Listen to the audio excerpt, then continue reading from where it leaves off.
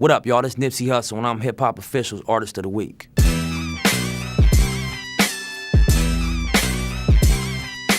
Status of my project, I got more than enough to go. I'm a perfectionist, and my team is definitely perfectionists. You know, I feel like when you get the momentum and you in them zones, you don't stop working. You keep going to see what you can get.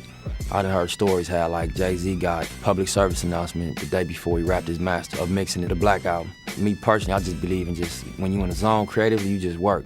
My album on the way and I ain't worried about the stats, but I can tell you how the streets gonna react. Like I done went in with everybody playing skills. J.R. Rodham, he actually did one of the singles featuring Sean Kingston. It's a huge record. Scott Storch I went in with. DJ Khalil been sending me records recently. We gonna knock some stuff out ASAP. Then I got other producers from other regions like Mr. Lee. He from down in Houston. He did a Gang of the Swisher House, Paul Wall, Bun B, and it sound fresh from a LA rapper on that Houston bounce. So you know he gave me one of my favorite records called Blue Laces. QD3 did all of Machiavelli and Tupac. The Runners, DJ Khaled production group from Miami. They gave me one of my favorite records called Hustler State of Mind. And that's gonna be the last song on the album. And my second album gonna be called Hustler State of Mind. This one called South Central State of Mind. So it kind of like closed the project out and you know bring it to the next chapter. I believe that every record gotta be a distinct flavor. You reaching out to producers that dictate the sound of their region, you get that, but then it still fit on my project as far as, you know, a cohesive sound.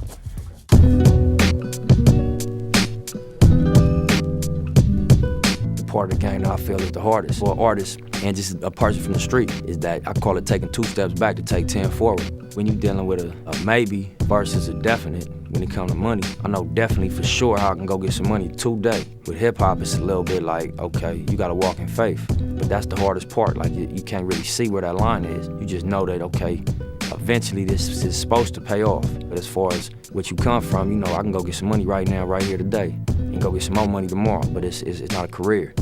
It's a survival thing. You know, I made that decision consciously that dead end road. So for everything positive that come with it, it's always a negative ending. So let me step away from this and go into something that can be a career if you take it serious. You can go on a 10, 15 year run. You can make 100 million in this game.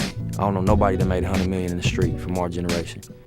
The temptation is always there, but from an intelligence point of view, you gotta go with what you know. Whatever you're doing in the streets, you know where it end up. I think that makes the decision a no-brainer. Stick to this right here.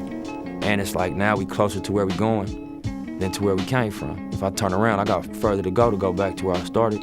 Then if I just keep going, I'm right there. You know what I mean? Yeah.